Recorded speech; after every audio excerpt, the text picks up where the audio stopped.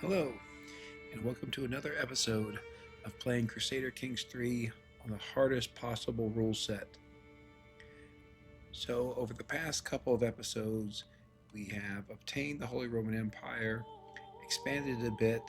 I want to sort of talk about where I want to go from here. Obviously, for Crusader Kings 3, there's no big U1 screen that shows up at any point in the game. But in terms of my personal win conditions for these sorts of runs on the most challenging settings, I'm looking to be indisputably the most powerful realm in the world. For me, that requires me to be at least an emperor, that I not be anyone's vassal or tributary, and that I have beaten scourge conquerors repeatedly, and that no scourge conqueror is willing to attack me. I also want to attain the maximum level of renown, which I believe is legendary. Once I fulfill those requirements, I feel like the challenge of the game is complete. At that point, I'll probably stop playing unless I get comments or requests to keep going. So, in terms of fulfilling that goal, you see we are getting closer to legendary, though we have a couple more steps to go. We do rule an empire. We are fully independent, but we did win one defensive war against a scourge conqueror who was based in Novgorod. Obviously, he's not there anymore. We have defeated the Cumans, but that was only after they had lost the scourge conqueror trait. So I would like to be able to beat on some scourge conquerors, but strangely, none are actually anywhere near me. And so I think our goal largely will be simply to keep expanding and start heading toward the decision to restore the Roman Empire and become a hegemony. In the meantime, we'll continue to soak up territory, continue to hold activities and events, continue to strengthen our dynasty and our realm. So the starting here, we have just completed a grand tour. You see that we have quite serious looking plague, though in fact it's only minor. Typhus plague. We still want to isolate our capital. I talked about that I want to hire or to hold a grand tournament.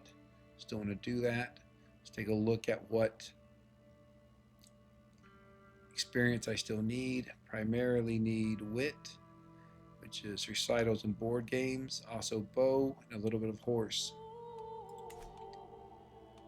Because of the plague, I think what we'll do is head over to Cologne.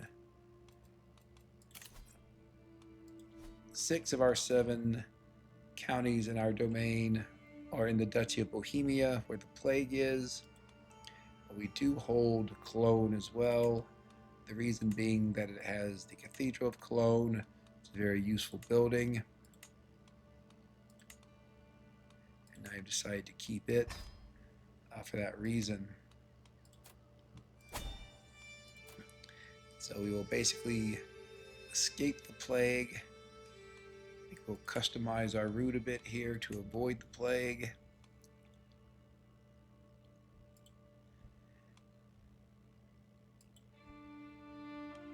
Hit some points of interest. Hopefully by the time the grand tournament is over, the plague will be done. We will just continue on. Again, want to maximize the amount of accommodations to prevent events where I might die. I want to maximize the money spent on prizes so we get the best possible artifacts. And of course, my intent, I want to triumph. We'll check on our current heir, who is our daughter.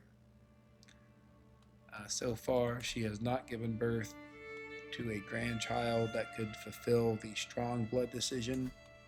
Something I really want to do with one of my grandchildren.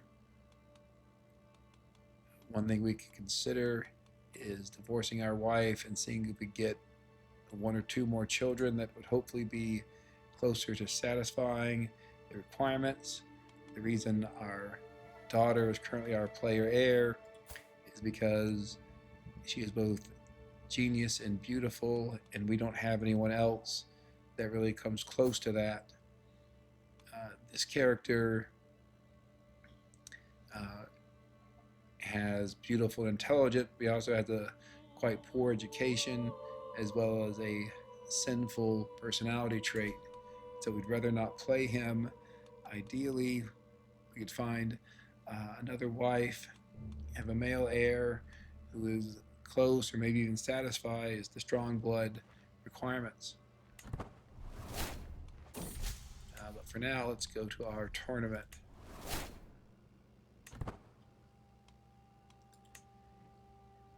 What we could consider is, once the tournament is complete and we're back home, seeing if we can divorce our wife, who might just die of typhus, and then hold a grand wedding for our new bride.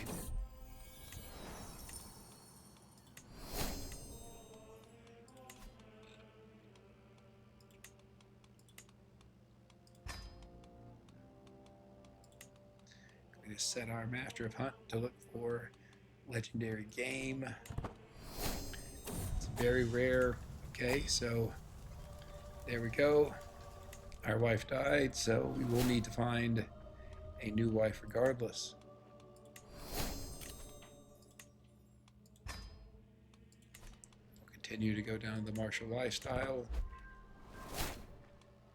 strengthen our ability to lead armies.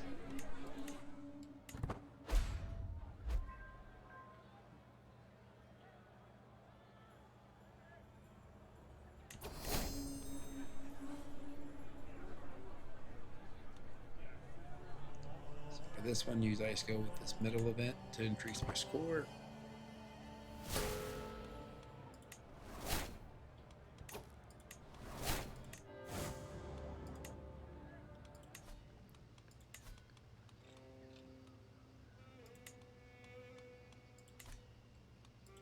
Checking to see if we have any more court artificers to replace the one that died, but we do not.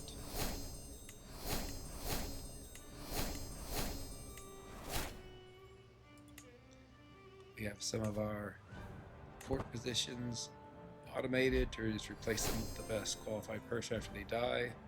We do see some people dying because of the typhus plague.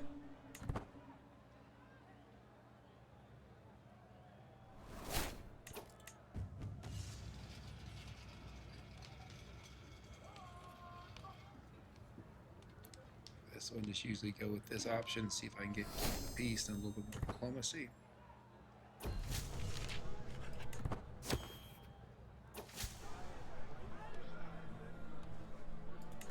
This option has the best chance of increasing our score.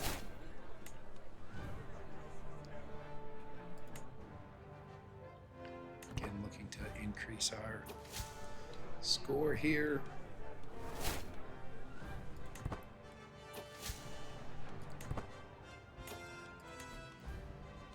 Also want to check, I think some people got some inspirations, so pay for those.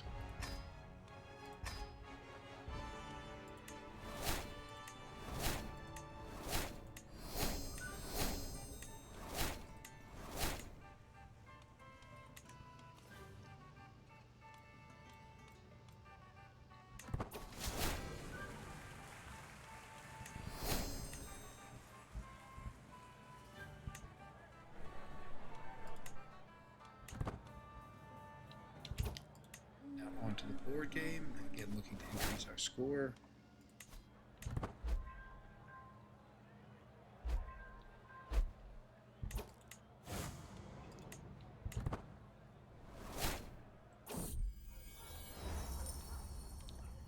Get the piety, which we can use for buying claims later.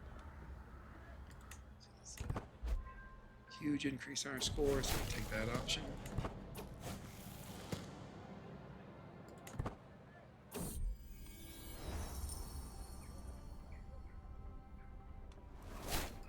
Friends with this guy, prevents him from joining factions against us. here, very high chance of success, increasing our score greatly, but we still end up losing.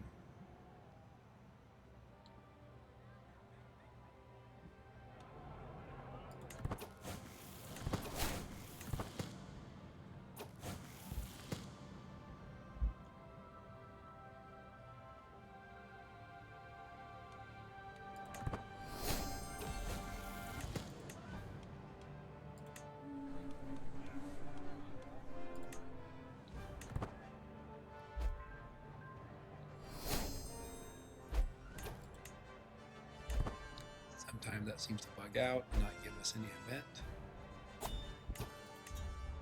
Just move on. So it does give us a simple score increase.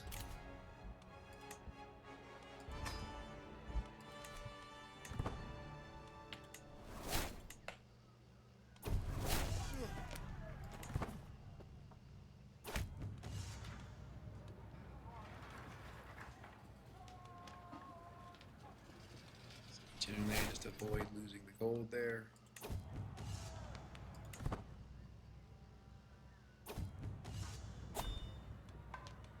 Go with the highest chance.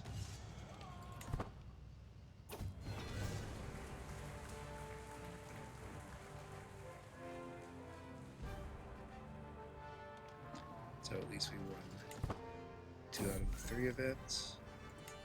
Again, generally fine with becoming friends with vassals and others.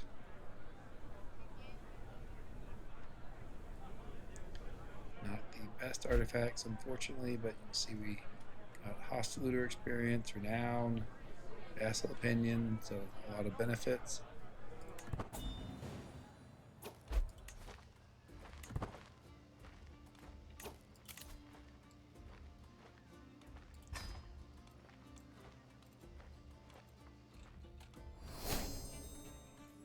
See the plague is in fact finished, so we'll end our isolation.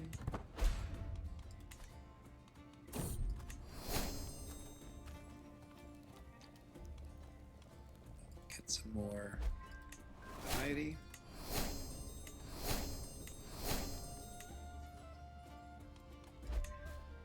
Just check on the tips here to see if there's anything we should address.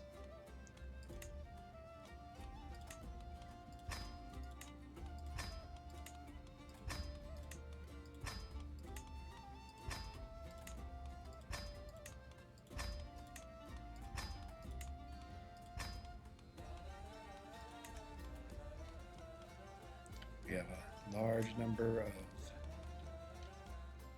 people that can be vassalized. Okay. So, I think that people who have been watching the prior episodes have been used to seeing a giant Cuman empire in this area. It was put together by a scourge conqueror who I believe became a conqueror shortly after the 1066 start date. I think they had both his son and grandson were scourge conquerors, and then they had a ruler who I believe was the original ruler's great-grandson, who took power at the age of 15, which is not an adult in this game, and so he could not have the conqueror trait, lost it. You see the eventual result here is that that massive Cuman empire has now exploded and has ceased to exist. Gives us the opportunity to vassalize some people in the Hungary area and elsewhere. I paused there because what caught my attention is this name for the Byzantines. Not exactly sure why they're called or why the name there is appearing as the Turda Boba nomadic camp. This looks like the oh, I guess they're still, okay, so they're still the tributary of the actual camp, which is over here.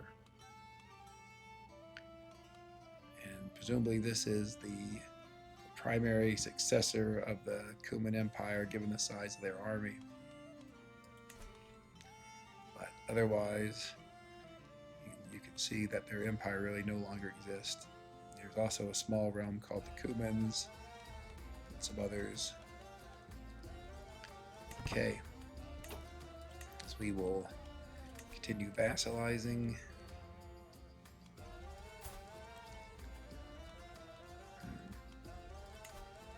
Obviously, some of these rulers are not Christian, but instead are Tengri, which is what the Cumans were. So I guess the question is whether it's worth vassalizing them or maybe just want to conquer them and replace them with Christian rulers. I guess we'll take the ones they're willing to accept at least normal feudal obligations.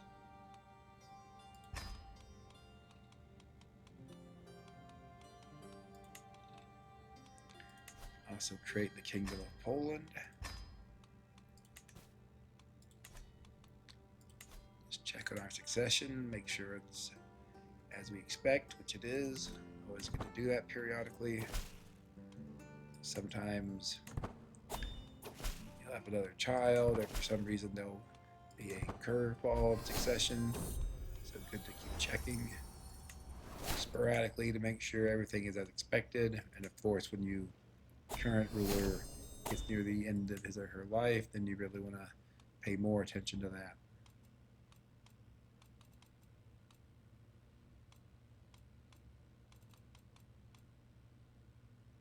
So I generally don't contribute to flood relief. My vassals will normally handle that.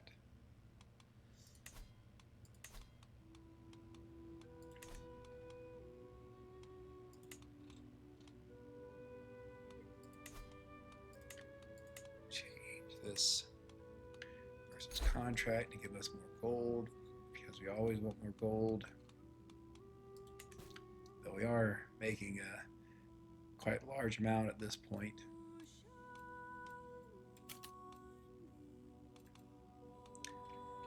So let's see who is available for us to marry. We are a genius, so we're looking for someone who is Herculean or beautiful. Ideally, would have both traits, though I'm guessing no one of that kind exists.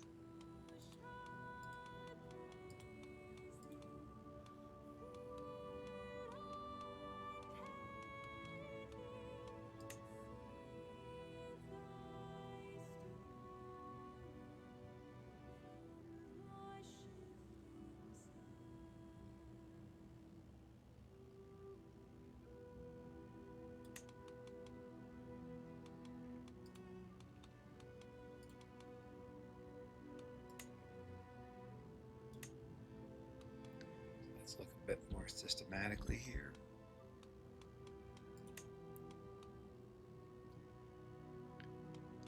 So there's not anyone with a great age range. These candidates are either too old or too young.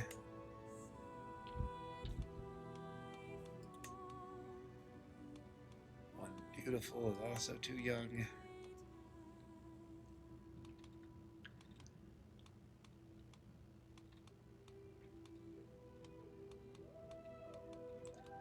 So that sort of creates an interesting question of how we want to proceed.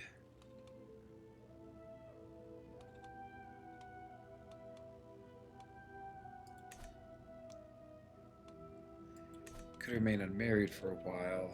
I have often disparaged going to coronations of other kings that aren't our liege. But there is a special event you can sometimes get where you'll be offered a courtier, put it that way, who will have strong genetic traits, and so maybe we actually do want to look out for people becoming kings, and we can travel to their coronation and see if we can get that event.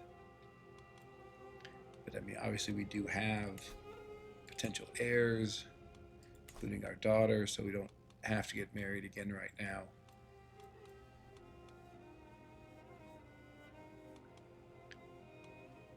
Let's Instead, let's look at taking some of these Tingri who are around us, bordering us. We don't have by the sword. Most likely what we'll do is we are a few more years away from being able to hybridize our culture again. I think once we can do that, that will be the time to get by the sword, and immediately after that, hybridization.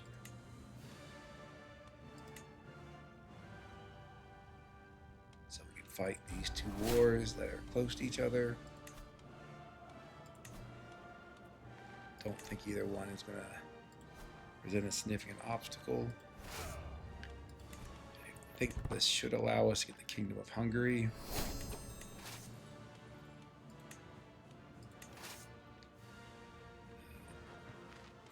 We could go to either one. Guess let's go Hungary first.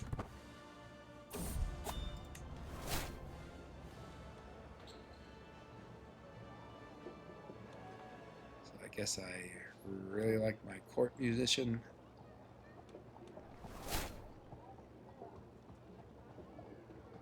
Obviously a bit concerned about that 22% chance of becoming melancholic.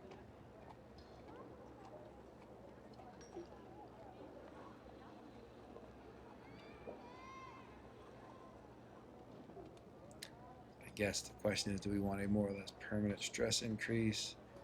Or do we want to take the risk of becoming melancholic?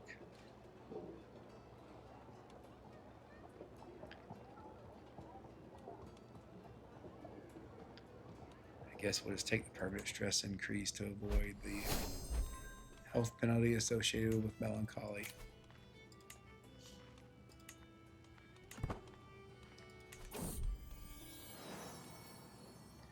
Okay, so this is our daughter, who is our current heir. She just had 2 sons.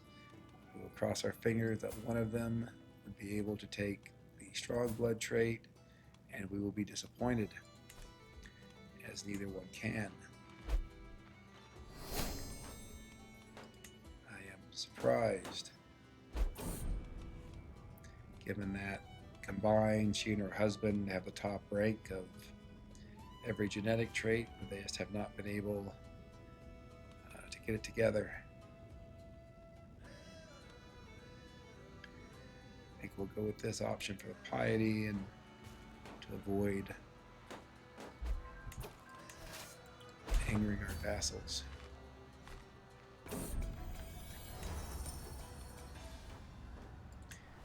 Get the plague resistance book from this.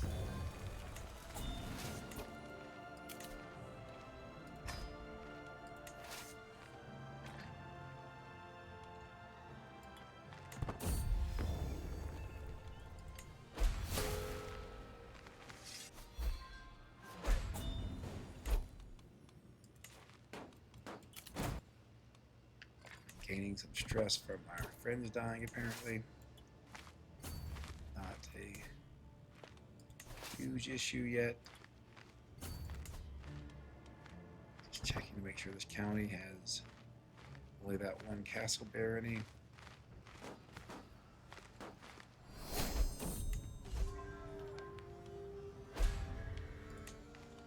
We'll continue our war. Not clear what else. I guess we'll see if we need to siege down these cities as well. Apparently we do. Do I capture the entire county?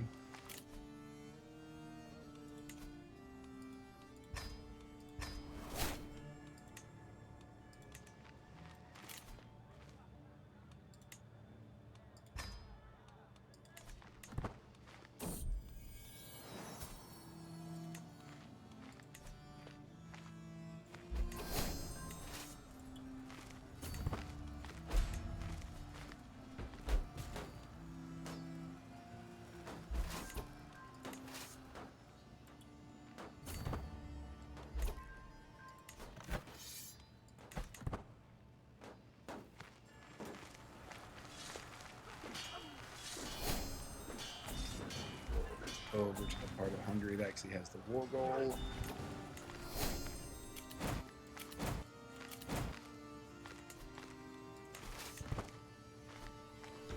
Let's see, we're sieging quite quickly now that we have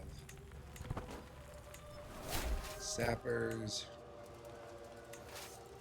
as well as he's engineered for destruction, and we are an exalted warlord, all giving benefits to siege speed.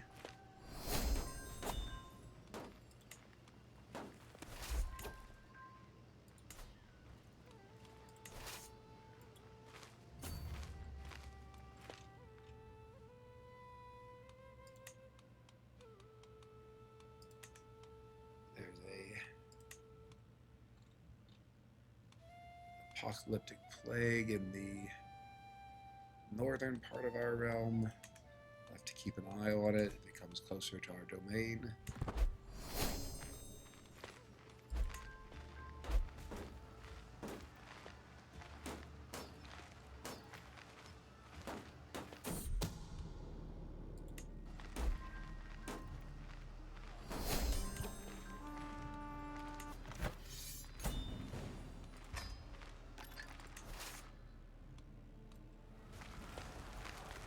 Head up here to finish this other war. Also check to see if we can create the Kingdom of Hungary, which we can.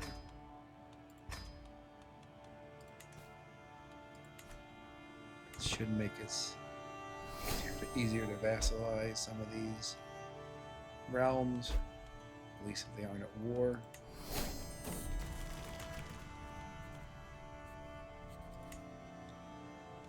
Resolve our stress by relying on our athletic trait.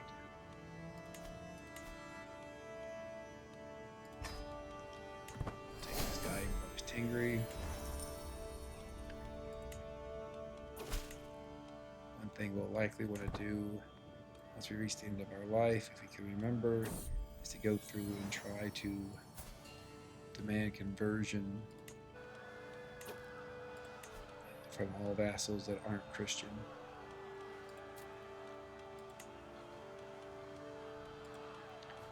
See if we can find a beautiful child for this girl. You can see, this beginning there, some of the children who could satisfy the requirements for strong blood. Unfortunately, those are not the children of our current heir.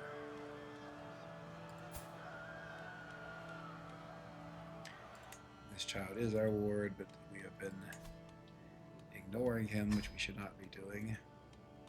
So we'll actually start educating him appropriately. This is the son of our current designated heir. We will educate him even though he can't fulfill the strong blood requirements, just in case he does end up being the person we play. That wouldn't be ideal, but it could happen.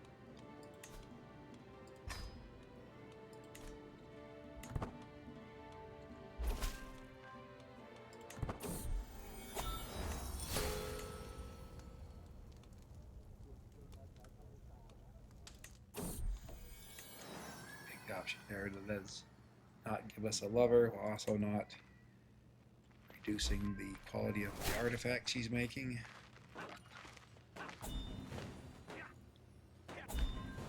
Stack wipe their armies,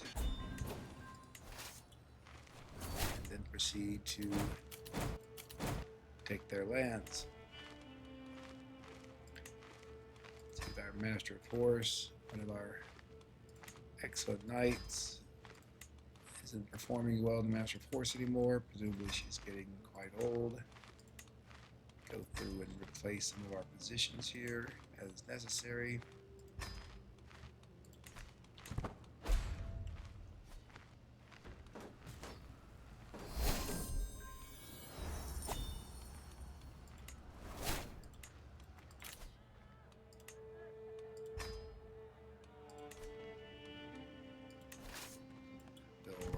finish off the martial tree, and then after that we'll go down the scholar tree.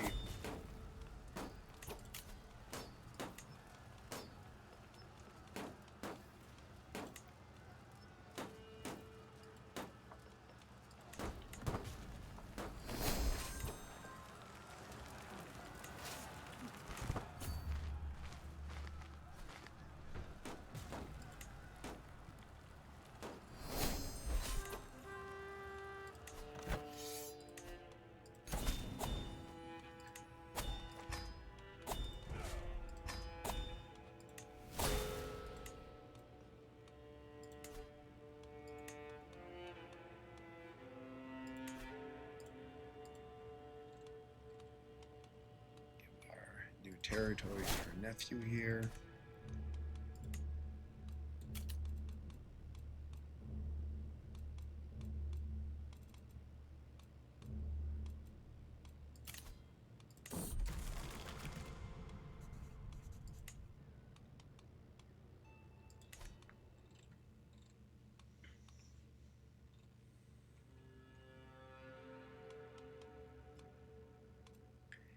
Noted before, one thing we could do regarding succession is to become an administrative government, which we'll want to do eventually, and then see if we could use acclamation succession to get our grandson here to be our heir. I think my concern with that is if we tried to do it, it would cause a split between the HRE title and our domain. So we'd end up playing Jacob here as the HRE Emperor, but he would only get a single county, and all our domain would go to someone else, which would be quite bad. So we will not be doing that. Instead, we just stay feudal for a while longer, and maybe it's accept that we're going to have to take another generation or two before we are able to take the strong blood decision, despite it being very useful.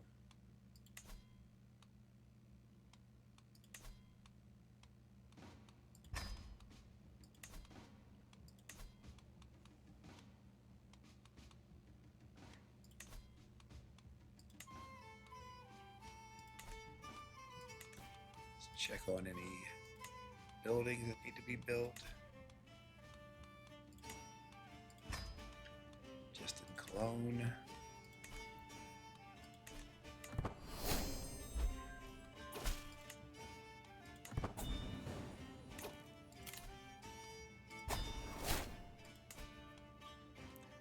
Curious if we have any.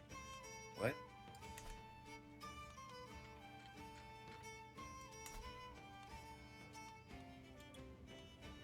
So that is quite odd. So we are playing, as part of playing the hardest rule set, we are playing on restricted diplomatic range. I guess the issue here is even though we border the Byzantine Empire, their capital, and thus the Basilius is quite far away here in Constantinople, so we aren't able to interact with them. It's a bit odd because that would mean we cannot attack him even though we share a border with him, which would not make a lot of sense. Not sure. Okay. Yes, I really don't know what the issue is here. I mean, obviously this guy should be well within our diplomatic range.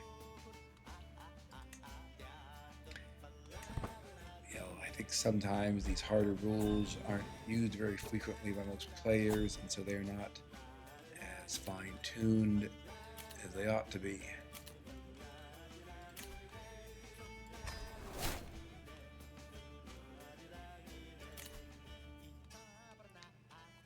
So we can go to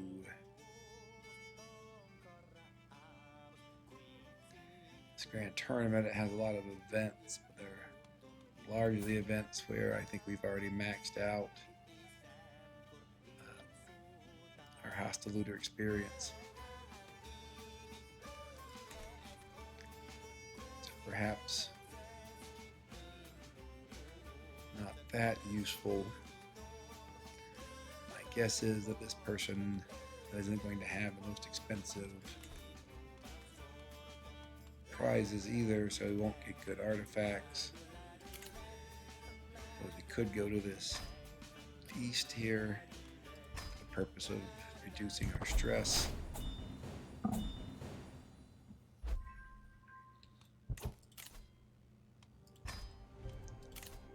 Collect these tiny ransoms.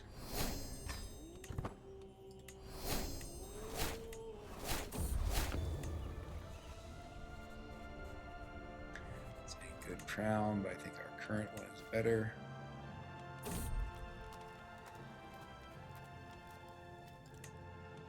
Lose some stress.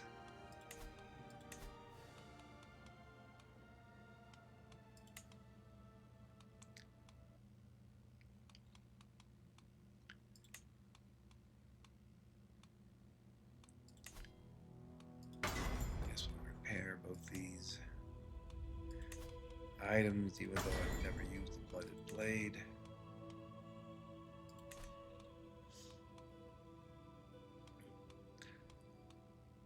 So we can create the Empire of Westphalia. Try to think if there's a reason not to do that. If we became administrative, it could cause a split between the HRE and Westphalia. Acclamation, succession could pick different heirs for those two, but given that we're feudal and have seniority, shouldn't be an issue. If we do become administrative, we can just destroy the title of Westphalia. It does cause opinion loss, but it's a way to avoid a split in the realm.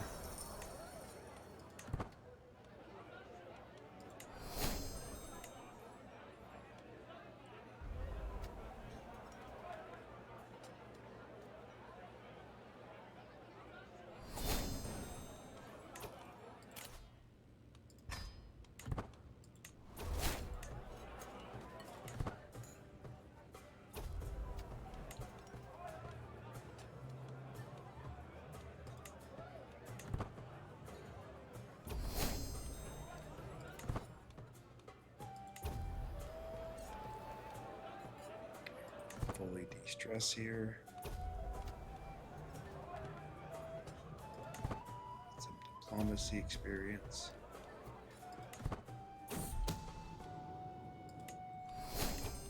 We already have redoubled our guards to reduce our chances of getting murdered. You can see here that the chances of them murdering us are very low.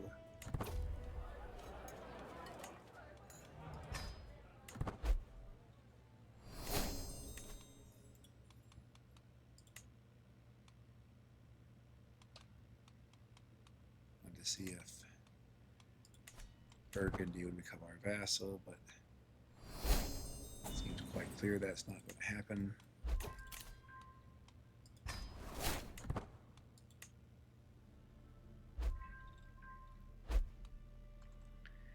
Probably start doing some conquering up here to our north once this rather serious plague goes away.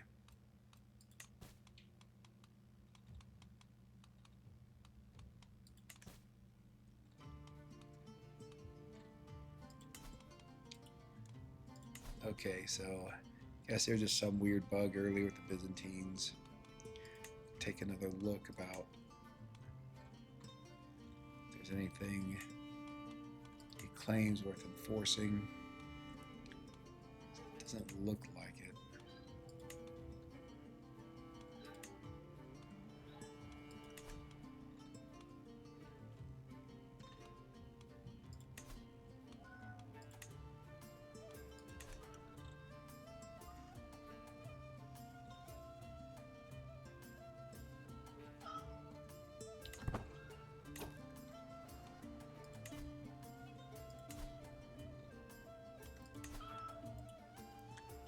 Moving around here, seeing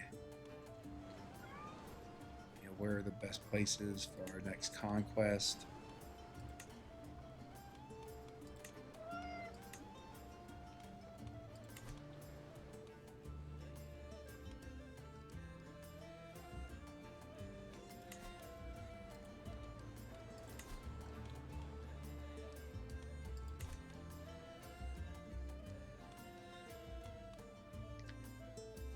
This point, guess we'll just take some small areas, even though it's less than ideal.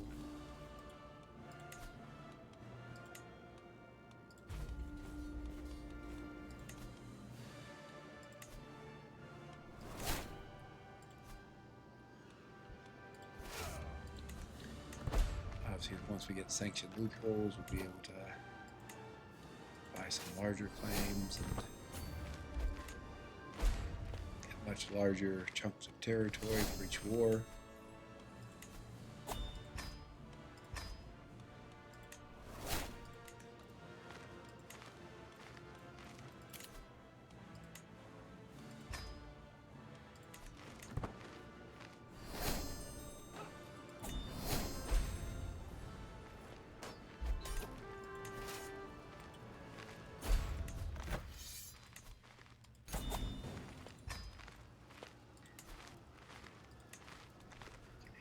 Out to one of our dynasty members.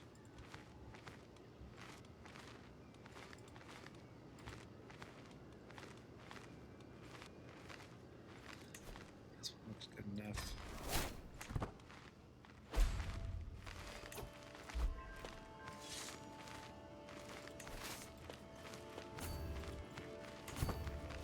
We should be able to catch these armies.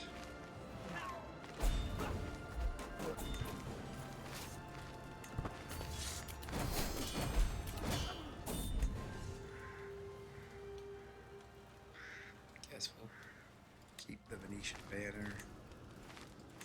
Probably won't use it.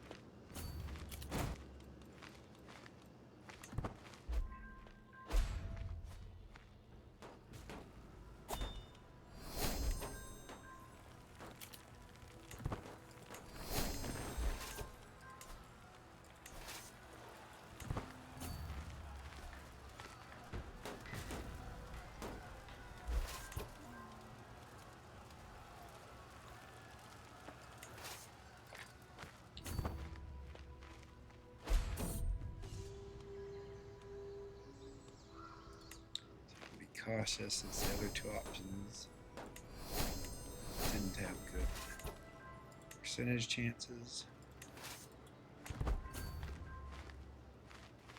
So we'll get a little more prestige.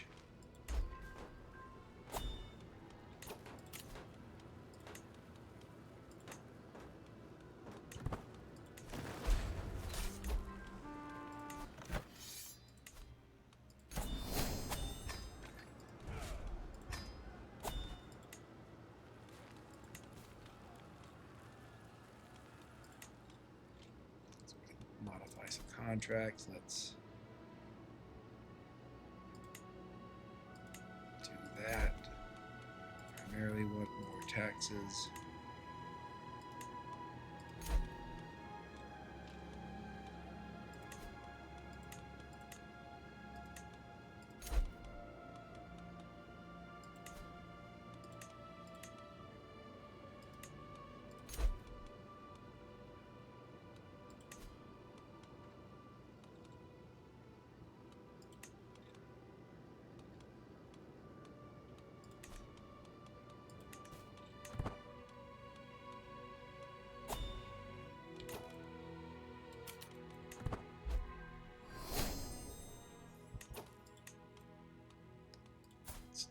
Another look, see if we can find a wife.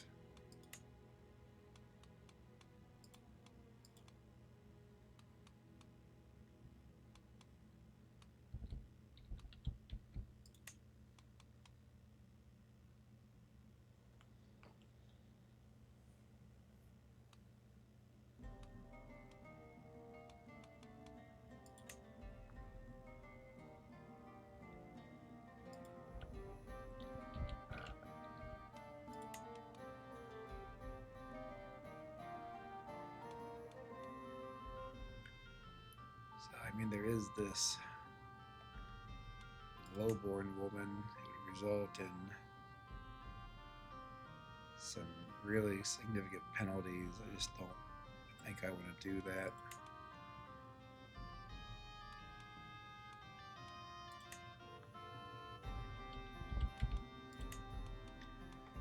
what we could do instead is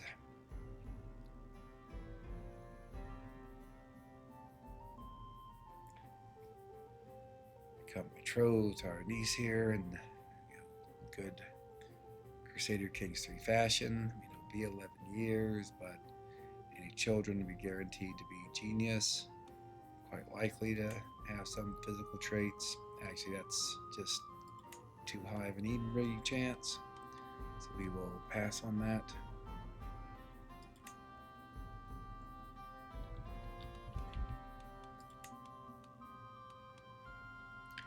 So we could go with this woman instead, and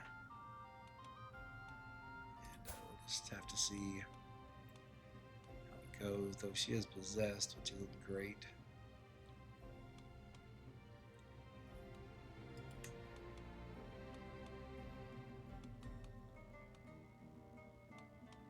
This 2-year-old that's quite going to be quite a while, even assuming she survives her consumption. Be 64 when we get married. That's quite old.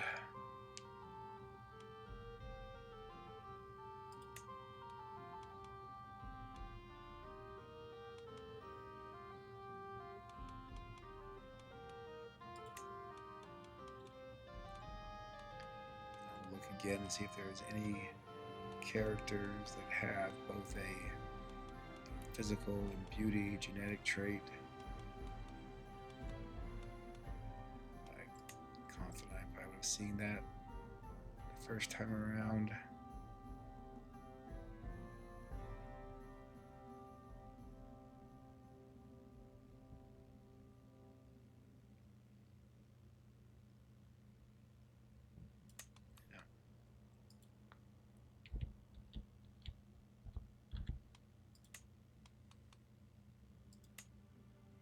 All right, I think let's do that. Be 10 years, given our age, there could be some fertility benefit for being beautiful, or just wait it out.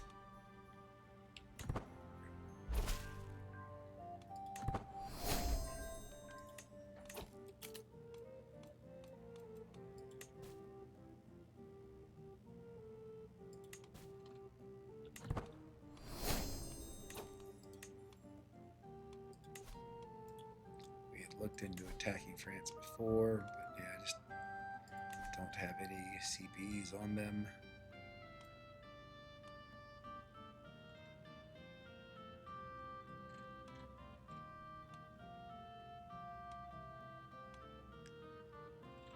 We can't attack Burgundy because they're a tributary.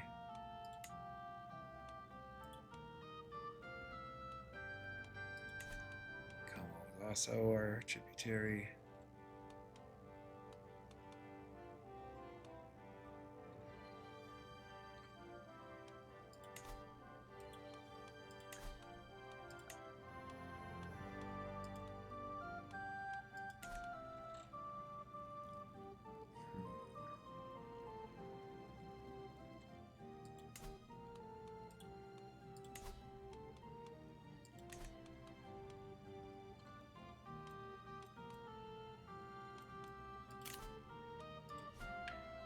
Maybe let's go on a pilgrimage for now to build up some of the piety that we'll plan on using once we get unsanctioned loopholes, assuming we get there before we die.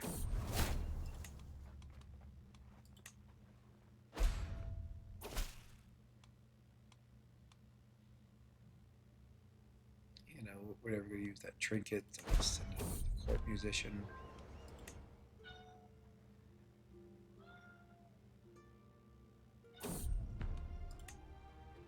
Here looking things for events that increase our piety and make our pilgrimage more pious. Except here, hard work just gives so much additional gold.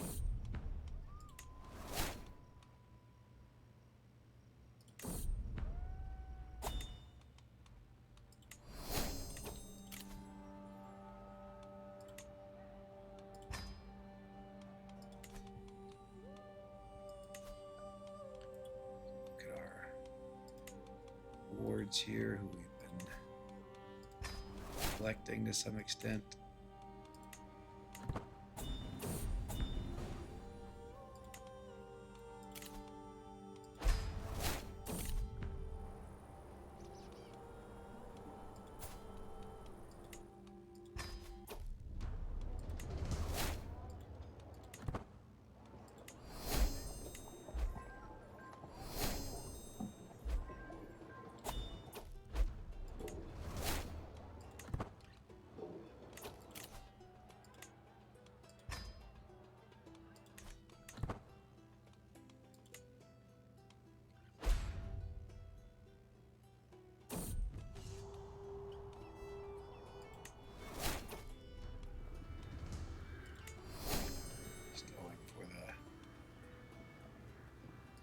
Probability result there in the prior event.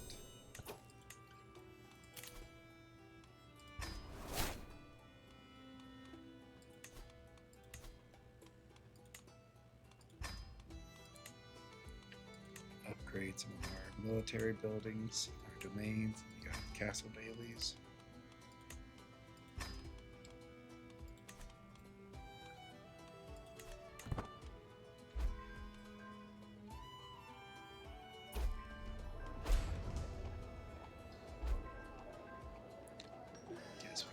Skull goblet, we're going to use it again. Got, a decent amount of piety.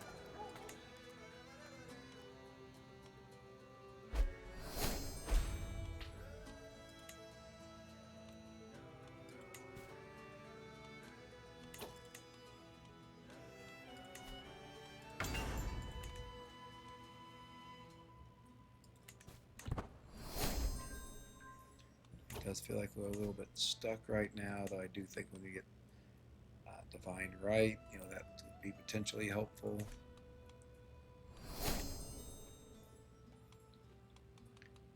We could try inviting claimants. Wonder if, there really aren't any claimants for Venice.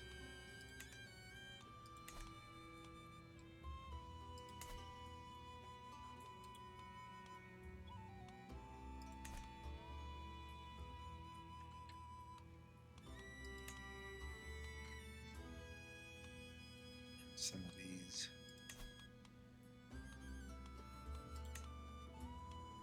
areas inside the Byzantine Empire don't have foreign kingdom level titles. I wonder if there's someone here who might have a claim that we could press. Soon. Challenge will be getting these people to our court, though obviously there's one.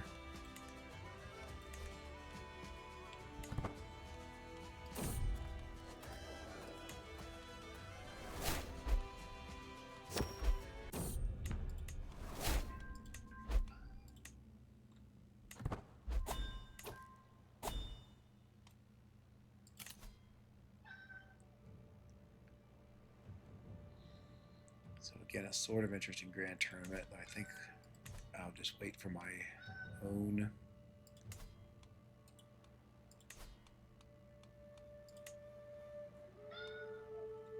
So we had invited someone to our court who has claims of the entire Byzantine Empire. We don't want to do that because if he enforces claims, it won't give us any territory. He'll just become the Basilius. But what we can do here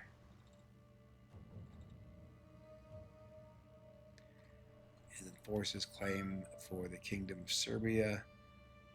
Since we're an emperor, he would then become our vassal.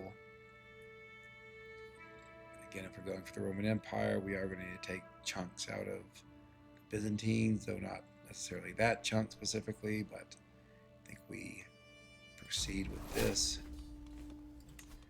It's the best way to get some more territory.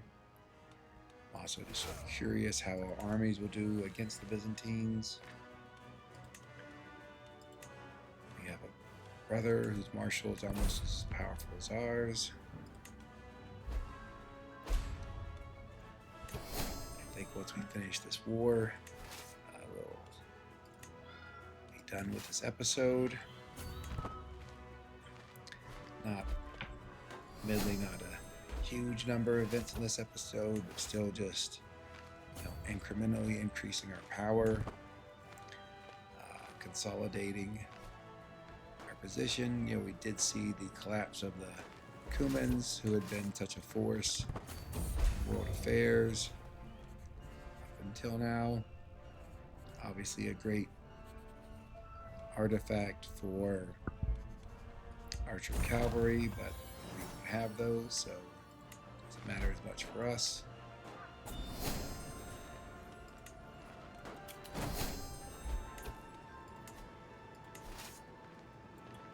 There are the Byzantine armies. I do not think they're going to pose much of a challenge. So they're defending in the mountains. This gives them a +12. You can see the very hard +10 there.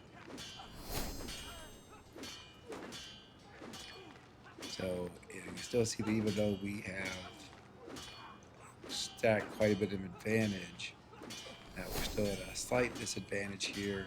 It won't matter because we have so many men-at-arms that are quite powerful.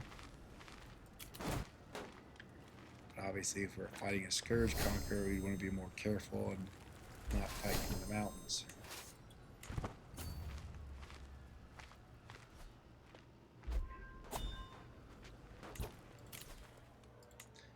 Okay, that is fully completed.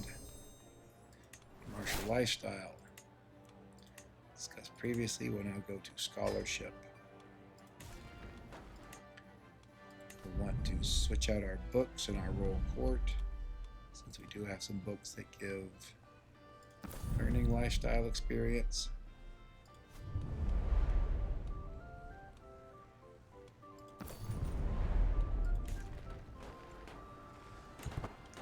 Continue on.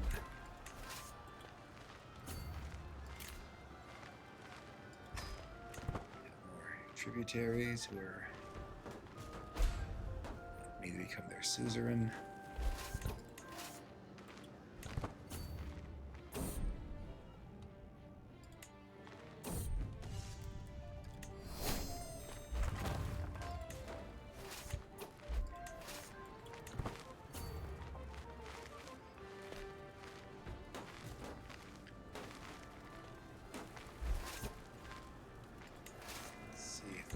The Byzantines here. No, so we'll just quickly siege down this territory. Unfortunately, someone just unsieged one of the territories.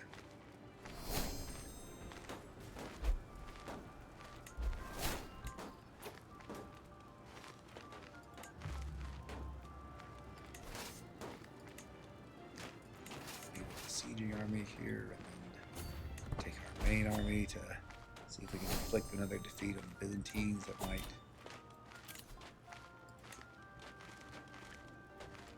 give us enough war score to end the war.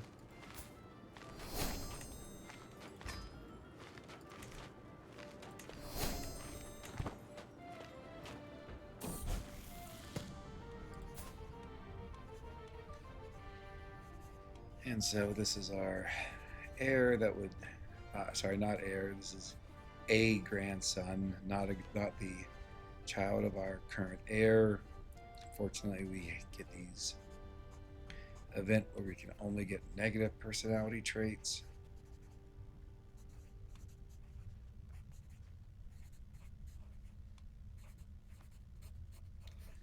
All of these are quite bad. I used to really dislike getting arbitrary because of the stewardship loss, but with the change to domain limit, arbitrary is probably the best of those. Let's check on our ward, who actually is the child of our current heir. Get him to be diligent.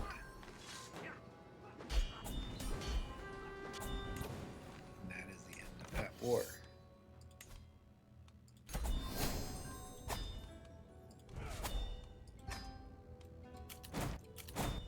So we did just get a king as our vassal. We talked in earlier episodes about that we want total exclave independence, meaning that when a ruler dies, all lands in his realm that are not connected by either land or sea to the land containing his or her capital become independent. Shouldn't be an issue here because you can see that we are connected by sea. If we get the opportunity, we'll also take some more of this territory here in Croatia, and it'll further strengthen that connection so it's by land as well. It'd be nice if we could get over here to Anatolia, start waging some more holy wars. Probably do that also in our northern area. But as for now, we will call that an episode. Again, thanks very much for watching, and hope you join us next time.